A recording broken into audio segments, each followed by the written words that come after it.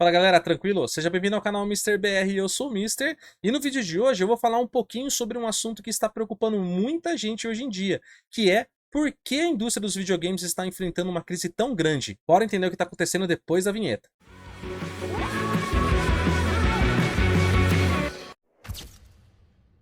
Bom, vamos primeiro voltar um pouco no tempo para a gente entender melhor algumas características dos jogos de antes e de hoje, beleza? Ali por volta dos anos 2000, os jogos casuais, os jogos single player, tá? Eles duravam de 8 a 12 horas mais ou menos para serem completamente finalizados. E isso assim, aproveitando tudo que o game tinha para oferecer. Até mesmo porque todo o conteúdo era acessível diretamente do jogo e tinha muito poucas missões secundárias, extras e tal. Jogos como Max Payne, Prince of Persia, Silent Hill 1, 2, era uma campanha direta ao ponto, entende? Não tinha muita enrolação. O God of War Ragnarok, se você comparar hoje, você leva umas 25, 30 horas mais ou menos para terminar. E se você for atrás de conteúdos adicionais, fazer uma exploração bem completa, achar todos os segredos, facinho você passa de 50 horas, cara. Os jogos single player, os jogos casuais de hoje, se você analisar, eles levam umas 15, 20 horas mais ou menos para serem finalizados. Isso se você não fizer nenhuma missão secundária, tá? E diretão. Agora, se você for fazer missões secundárias, pegar colecionáveis, platinar, com certeza o número de horas vai dobrar ou até mesmo multiplicar. E galera, eu não tô nem contando com DLCs, beleza? Até mesmo porque no passado isso nem existia. Hoje em dia é comum os produtores expandirem os jogos com conteúdos adicionais para manter o jogador engajado por mais tempo, né? As informações que eu vou passar aqui sobre os valores, eu não vou entrar em detalhes de quanto valia o dinheiro antes e quanto vale hoje, nem fazer uma conversão atualizada, tá? O objetivo maior aqui é mostrar as características das produções, beleza? O custo de produção do Silent Hill 2, lá de 2001, foi aproximadamente 7 milhões de dólares. O Silent Hill 2 Remake teve o custo de mais de 60 milhões. E por que essa diferença tão grande? Primeiro, a equipe de desenvolvimento do Silent Hill 2 original, né, a equipe Team Silent, ela tinha só 50 pessoas. O motor gráfico era da Konami mesmo, ele só foi otimizado para o PlayStation 2, então a Konami não precisou nem gastar com motor gráfico, nem terceirizar nenhum. O marketing também, se a gente pegar lá daquela época, a maioria das empresas, e a Konami não foi diferente, ela era focada mais em revistas especializadas, alguns eventos de games e de vez em quando ali um trailerzinho bem basicão que a gente via na TV. Então no fim era bem pouca coisa. O Silent Hill 2 eles levaram só 2 anos para produzirem, porque o foco maior foi na narrativa e no design, não foi muito nas questões técnicas por conta das limitações do hardware do PlayStation 2. Silent Hill 2 arrecadou na época por volta de 50 milhões de dólares. Então se você pegar o custo dele, que foi por volta de 6, 7 milhões, ou até mesmo se a gente vai arredondar para 10 milhões, você ainda tem 40 milhões de lucro, 4 vezes o custo de produção. E isso porque ele nem foi tão bem assim em vendas se a gente comparar com outros blockbusters da época, mas mesmo assim foi um baita lucro.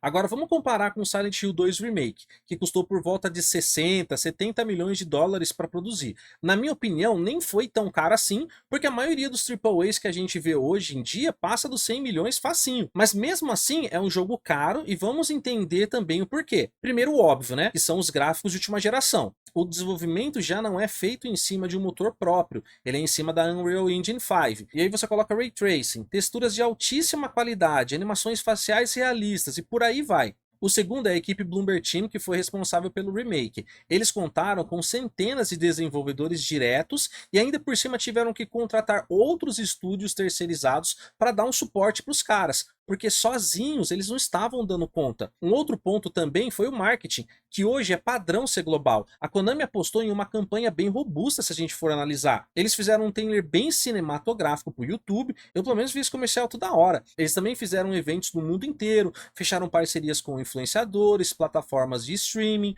pôsteres, banners, os caras investiram pra caramba na propaganda. E sabe quanto tempo levou para a produção desse jogo? 5 anos, meia década. com esse mundo de gente trabalhando. Olha aí a diferença. Bom, a lição de casa da Konami foi muito bem feita e o jogo foi um sucesso, certo? A crítica gostou, os jogadores gostaram também e isso refletiu em boas vendas. O jogo na primeira semana já tinha vendido mais de 1 milhão de cópias e se tornou o mais bem vendido de toda a série nesse mesmo período. Eu não sei exatamente porque eu não encontrei um número de vendas atualizado, tá? Mas se a gente pegar pela média e até mesmo ser bem otimista, vamos supor que eles já venderam 2 milhões de cópias, o que eu acho muito mais. Vamos nessa. Vamos pegar então o valor de 60 dólares, que é a média que a gente paga nos jogos hoje, tá? Nós temos então 120 milhões de dólares, certo? O que dá 60 milhões de dólares apenas de lucro. O jogo que foi super bem, conseguiu apenas dobrar o custo da produção. Se a gente comparar o Silent Hill 2 lá de 2001, que quadruplicou o valor, o negócio não foi tão bem assim, correto?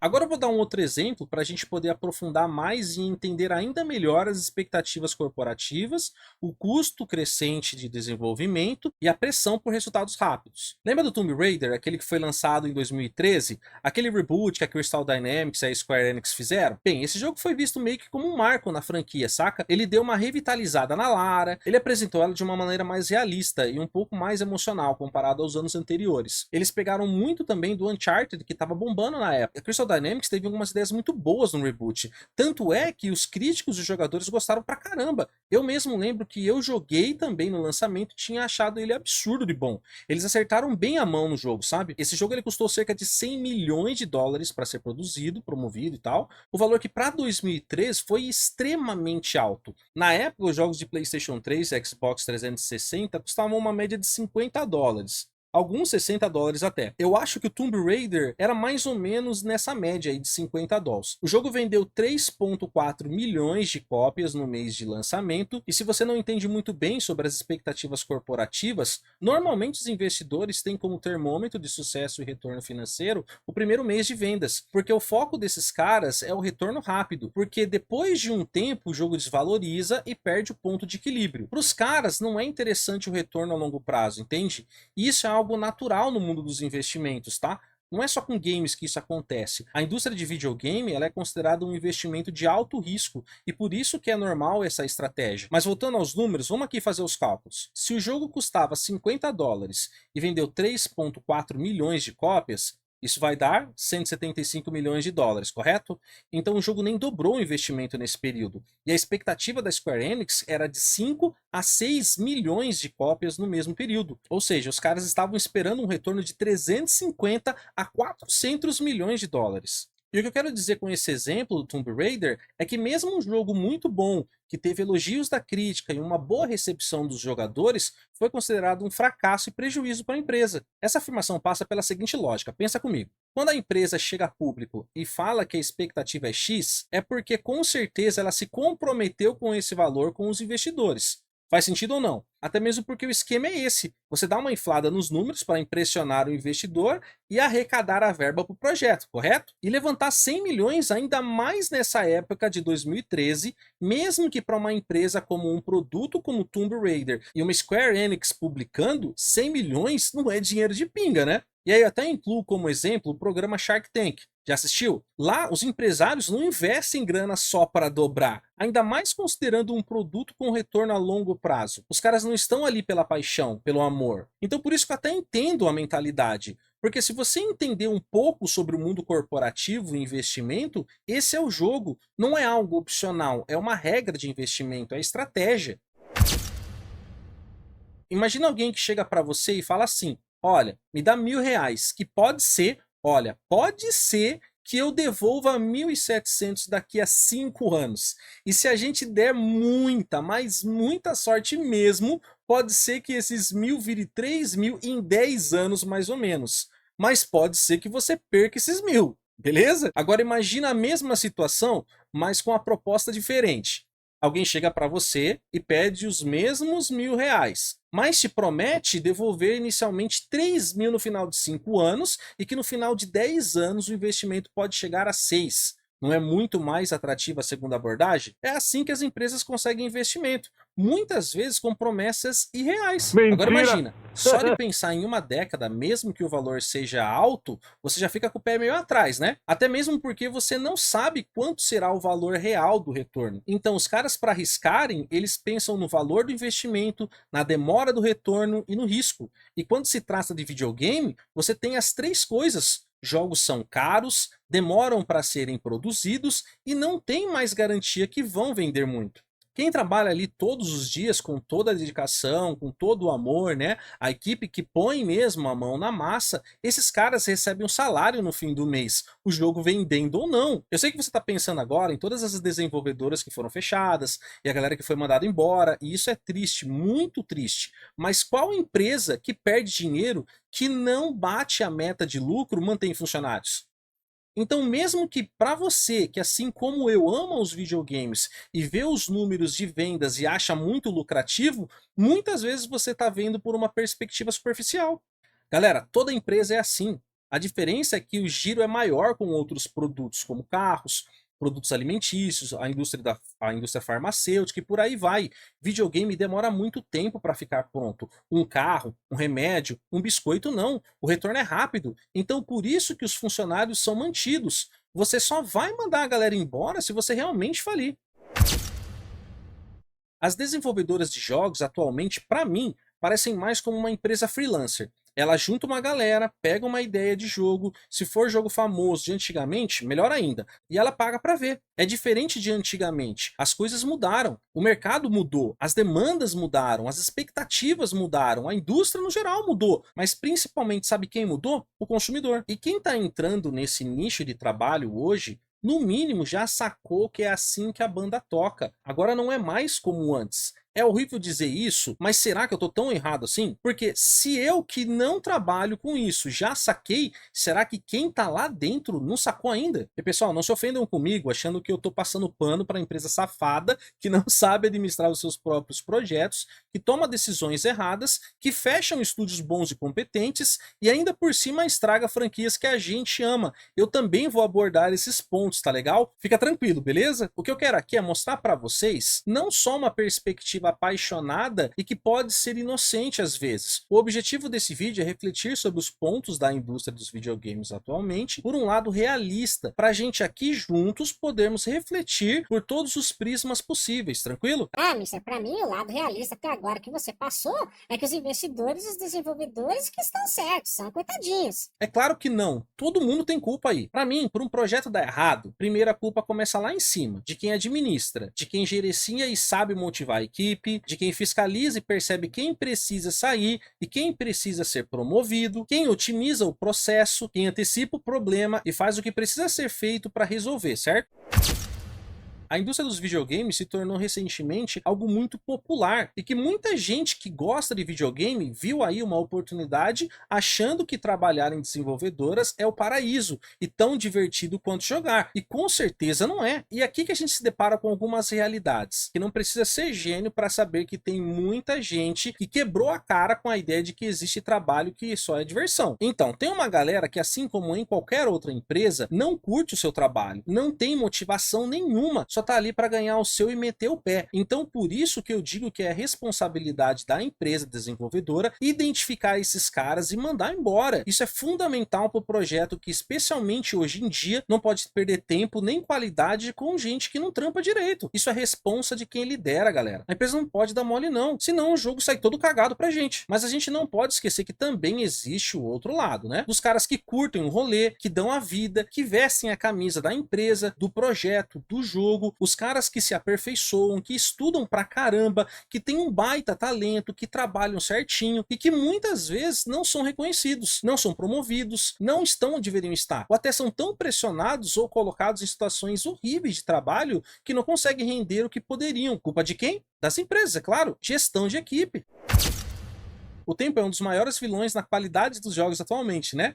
Não mesmo. O terceiro inimigo não é ele. Pensa comigo. A gente já conversou lá no comecinho do vídeo que hoje os jogos estão mais caros porque a exigência é maior por parte dos jogadores, que querem jogos maiores, mais tempo de gameplay, mais qualidade gráfica, multiplayer e por aí vai. Mas se a gente também pensar pelo lado oposto, o mesmo também acontece. Os jogadores são mais exigentes porque os jogos se tornaram mais caros. E nesse ponto eu faço a pergunta: quem veio primeiro, o jogador exigente demais ou os jogos que ficaram caros demais? E essa é uma pergunta realmente genuína. Coloca aí nos comentários o que você acha. Independente de quem veio primeiro, a realidade é uma só. Os jogos precisam de mais tempo para serem produzidos com a qualidade que a gente espera. E desse lado da força, nós temos a galera que quer qualidade e entende a demora na produção, que curte o hype, espera com paciência para desfrutar depois de um jogo bom, completinho, terminado. Mas tem a galera também que não sabe esperar, que fica enchendo o saco, pressionando a empresa para os jogos saírem logo. Geração 200, né? A gente já sabe. Mas essa mesma galera exige perfeição dos jogos. E como a gente bem sabe que a pressa é inimiga da perfeição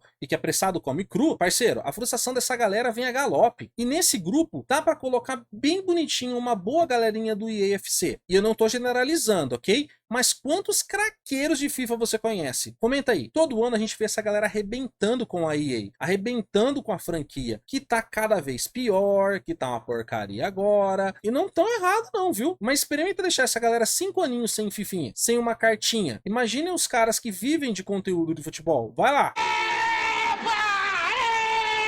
O que me deixa pistola com essa galera nem é querer jogos mais rápido com qualidade absurda, até mesmo porque as empresas não são obrigadas a fazerem nada só porque os afobadinhos não se aguentam. O que me deixa louco é que tudo que os investidores querem é alguém idiota e desesperado para abrir a carteira e dar dinheiro para eles a toda hora. E eles não estão errados. É o afobado e burro que vai lá e compra um jogo sabendo que ele foi feito nas coxas. E não teve tempo suficiente para amadurecer a gameplay, os modos de jogo, as ideias que a equipe teve, mas não deram tempo para fazer direito. Os culpados também são essa galerinha que financia essa merda. Ah, Nissa, então você tá dizendo que os investidores predadores estão certos e só eu que pago caro, quero jogos rápidos e bons, estou errado? Não, filhote, tá todo mundo errado e você já vai entender melhor, beleza? Como todo mundo, só defender os investidores gananciosos até agora e outra, eles estão perdendo dinheiro também. É, mas eles têm um plano.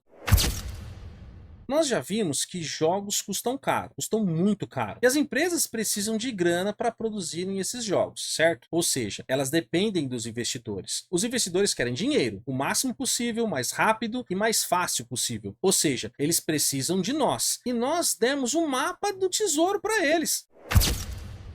Nos anos 2000, um jogo que foi muito popular com uma característica que mudou a forma com que muita gente jogava e ainda joga foi o Counter-Strike, o famoso CS. Na época do lançamento, para quem viveu ela, sabe a febre que foi o CS nas lan houses. E quem é mais novo e não teve essa experiência, com certeza alguma vez na vida já ouviu falar sobre esse tempo. E aqui eu vou contar um pouco da minha experiência nessa época e como eu vi a galera jogando CS e o que ele significava tanto para essas pessoas quanto para mim. Eu lembro que em 2000 eu tinha 15 anos e eu frequentava bastante as lan houses, tá? Então eu via bastante a galera jogando CS, a galera fazendo aquela bagunça, aquela gritaria, tinha os corujões também. Eu não era muito fã e também não tinha muita habilidade de jogos de computador. Então eu ia mais nas lan houses mesmo por conta dos sitezinhos de chat que tinha, sabe? Para conhecer a mulherada lá, para dar uma zarada. Naquela época era bem popular.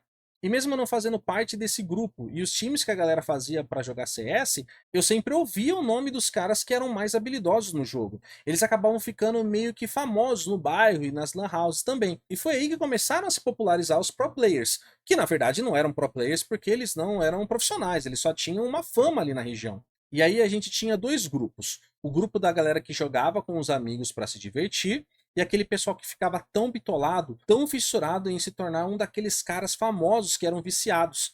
Normalmente essa galera que queria ficar famosa, mesmo que só no bairro ou só na cidade, na região, eram pessoas que socialmente eram mais introvertidas. Então elas viam ali uma oportunidade de serem vistas, percebidas, admiradas. Porque até então as pessoas que eram populares eram os atletas. Então jogos competitivos se tornaram o refúgio inicialmente dos nerds, mas que ganhou popularidade com todo mundo com o passar do tempo. Porque lá não existe distinção de físico, nem de carisma. Ali o melhor era rei. E nisso os jogos competitivos fizeram uma diferença muito grande na vida das pessoas que precisavam disso para se sentirem melhor. Obviamente que esse nunca foi o único caminho, mas era o caminho que essas pessoas encontravam e fazia bem para elas. Inclusive eu acho que o mundo dos jogos ajudou a mente de muita gente que queria fazer besteira. Mesmo eu sendo cristão e acreditar que o único que salva verdadeiramente é Jesus, eu entendo que esse refúgio segurou uma galera, dando a eles um objetivo, mesmo que fútil, infantil e superficial para outras pessoas. Pessoas essas que muitas vezes não sabem o que é ficar sozinho, se sentir sozinho e depressivo. Enfim, o tempo foi passando e as redes sociais apareceram, as comunidades foram surgindo,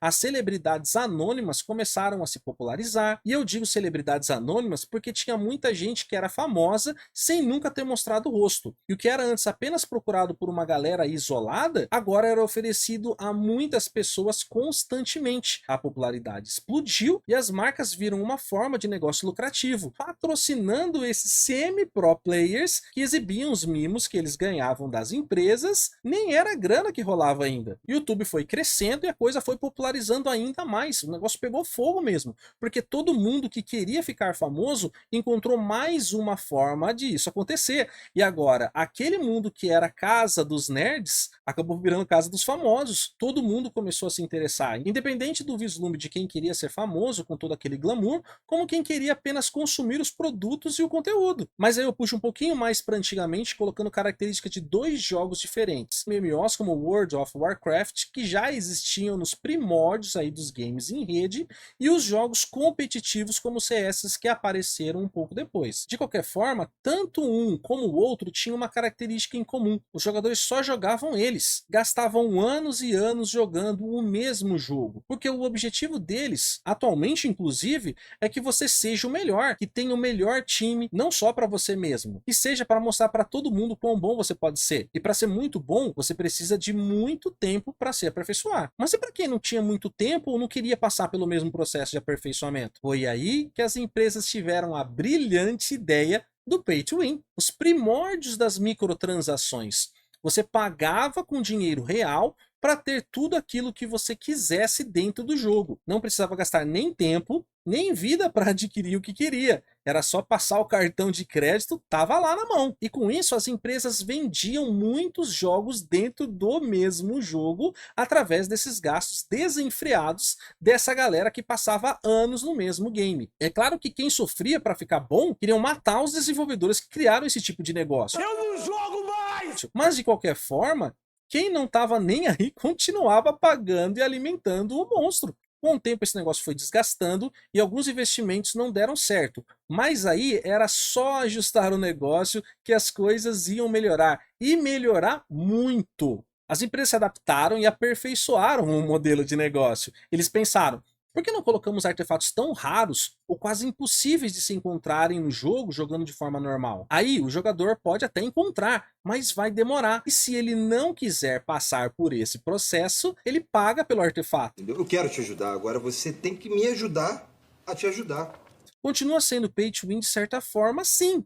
Mas o discurso muda completamente. Paga quem quer. Não precisa disso para vencer as partidas. Essa mentira era tudo que o riquinho queria ouvir para ter a desculpa de continuar comprando e vencendo as partidas. Ou pro exibidinho, que tinham vários seguidores que queriam matar por ter o mesmo artefato, mesmo não tendo a grana. Mas as empresas são tão malandras que elas tiveram uma ideia ainda melhor. Por que não oferecermos roupinhas e itens cosméticos para arrancar um pouquinho de dinheiro dessa galerinha que não tem tanta grana assim, mas querem a dopamina da aquisição? Demais, velho. É claro que tinha aquela galera old school que começou a tretar forte com as empresas porque já tinham pago o jogo. Eu tô brabo, mano. E se sentiam prejudicados com essa forma predatória de favorecer, mesmo que indiretamente, a galera que engoliu esse xarope e estava feliz da vida no crack pesado das microtransações. Nesse tempo, os grupos se dividiram. A galera das antigas, que foram acostumadas a terem tudo que os jogos tinham para oferecer ali no jogo finalizado, no jogo físico, sem DLC, sem conteúdos adicionais, sem passe de temporada, sem cosméticos cobrados, jogos com todos os personagens disponíveis desde o início. E a galera New Age, que não tava nem aí para essa história, que queria o maior número de novidades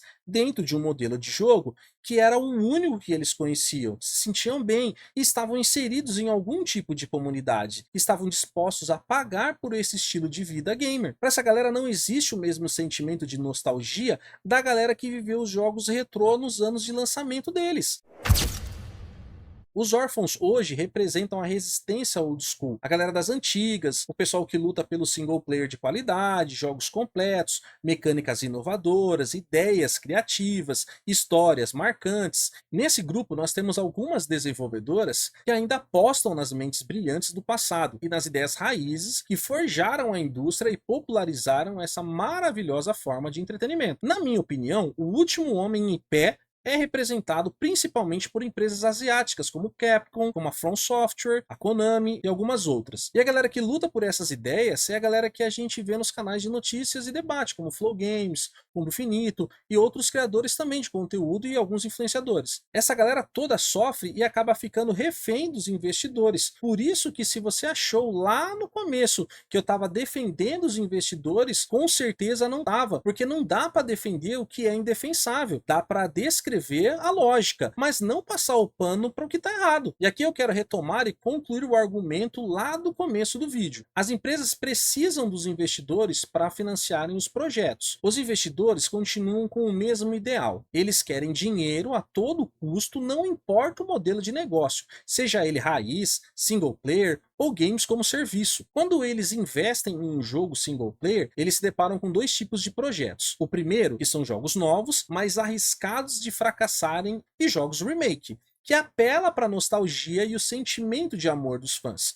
Obviamente que o segundo tipo de negócio parece bem mais atrativo, e praticamente eu não vejo um problema nisso, se não fosse pela maldita pretensão desses mesmos investidores que não entendem absolutamente nada de videogames quererem interferir na produção do desenvolvimento das franquias. E uma coisa que eu defendo, e eu acho que você aí que está me assistindo também pensa assim: se você recebe um convite de um profissional que é muito bom naquilo que ele faz, que os projetos dele defendem as decisões dele, aí esse profissional, né? O que eu quero dizer, esse profissional como empresa, tá? Como as desenvolvedoras de jogos, tá? Elas chegam para você e falam: olha, nós temos o projeto X, quer entrar com a gente? Quando se trata de arte, é ainda mais complicada a decisão de quem entra, porque ela precisa respeitar a visão de quem idealizou e vai criar. E na minha opinião, quem entra nessa indústria precisa tomar uma decisão muito clara. Ou ela acredita no profissional e na equipe e deixa a produção rolar com liberdade artística, ou então, se ela não concorda com o projeto, ela nem se mete a entrar nele. Por outro lado, a empresa desenvolvedora precisa se defender e proteger com contratos, acordos, sei lá, os projetos desses investidores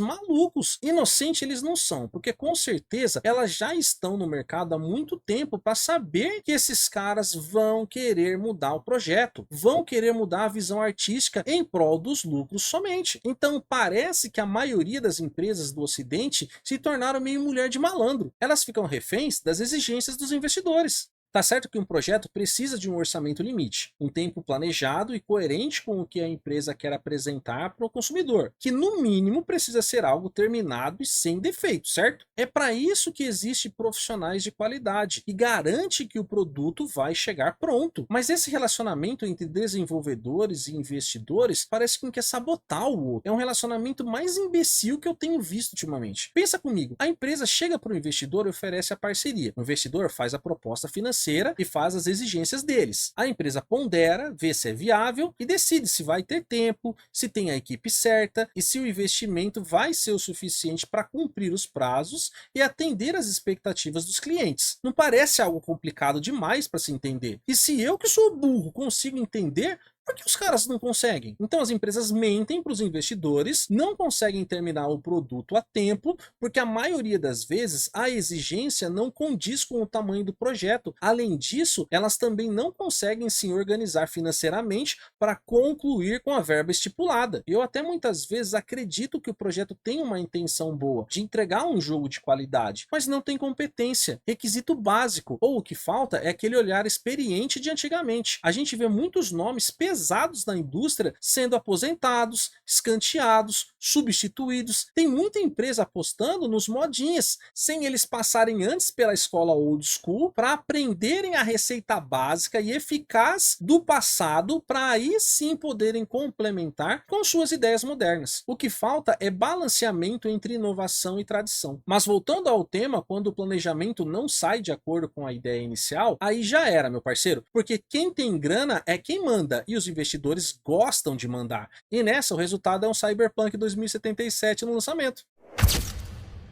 Sobre as desenvolvedoras indies, eles levam uma super vantagem. As equipes são menores, geralmente a galera tá ali por amor, não tem a mesma pressão das empresas grandes e com certeza tem mais liberdade na criação e na tomada de decisões que forem melhor para o projeto. Tem a parte da grana, é óbvio que tem, mas as equipes têm mais flexibilidade para resolverem os problemas técnicos com muito mais calma e capricho. Os projetos, por mais simples que sejam, eles têm mais personalidades que os AAAs de hoje. E fora desse grupo tem uma empresa gigante que dá aula de personalidade também, que é a Nintendo.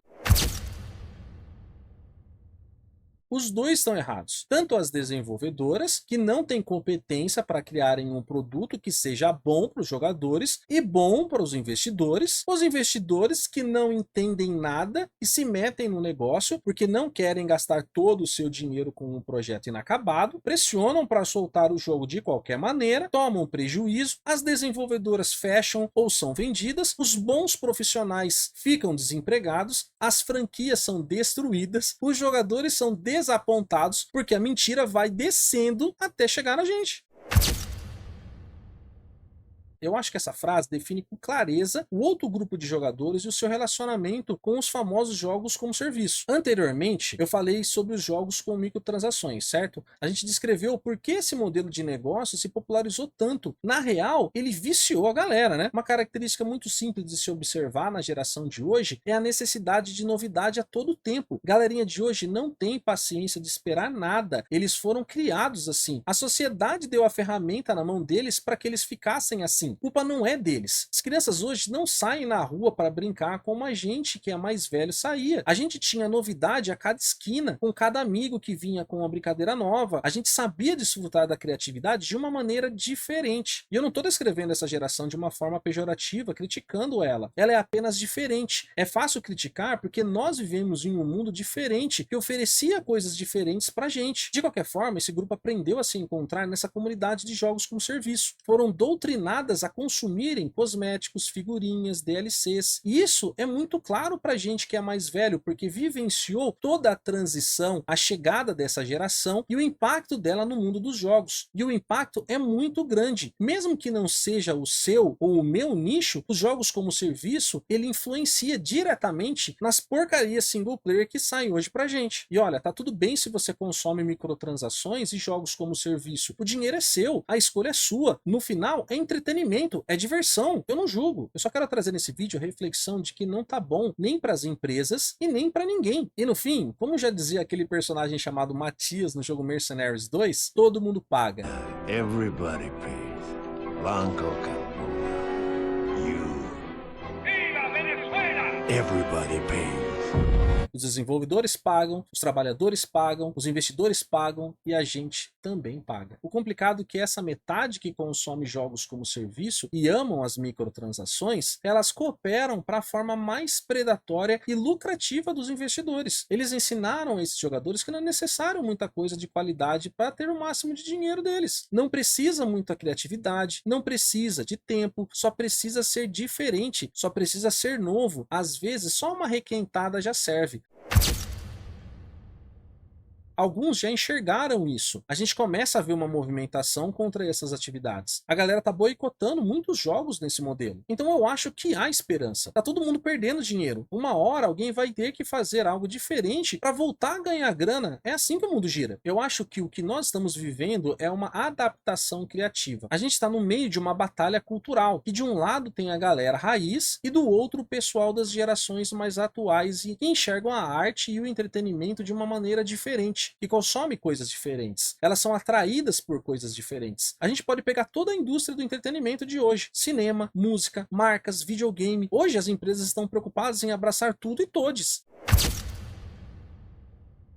Na minha opinião direta e sincera, é que muitas empresas relacionadas a videogame estão perdidas. Elas estão querendo agradar todo mundo, achando que esse é o caminho para lucrar mais. Misturam todas as coisas, fogem daquilo que faz delas o que elas são, porque não aprenderam a equilibrar o antigo e o moderno. E aí perdem dinheiro e a nossa confiança. Eu acho que dá para ganhar dinheiro com tudo se você for honesto e bem organizado. Se uma empresa tem um planejamento bem focado, bem estruturado, bem fiscalizado, se ela decidir e ser honesta com aquilo que ela se propõe a fazer, não tem como dar errado. A indústria dos videogames, ela lucra mais que a indústria do cinema e da música juntas. Tem gente demais consumindo e tem público para tudo. Se você quer fazer algo que seja voltado para a galera woke, vai lá, cria um negócio para a comunidade, seja direto com a ideia, seja transparente com o projeto. Tem público para isso, dá para ganhar muita grana. Quer fazer jogos como serviço, microtransações, pay to win? Beleza, vai lá, cria outro negócio, pode dar certo. Tem gente que gosta disso também. Quer fazer jogo raiz para a galera retrô, para o pessoal single player, offline? Tem um mundo de pessoas procurando todos esses serviços. Agora, tanto as empresas como os investidores precisam aprender a jogar limpo, se organizarem, decidirem o que querem e partir para ação. O que não pode é querer fazer tudo ao mesmo tempo e misturar as coisas, prometer o que sabe que não vai entregar, enganar o consumidor e achar que as coisas vão dar certo naturalmente. Aí quando dá ruim, depois apela para a comunidade dizendo que é tóxica, exigente demais, isso e aquilo, né?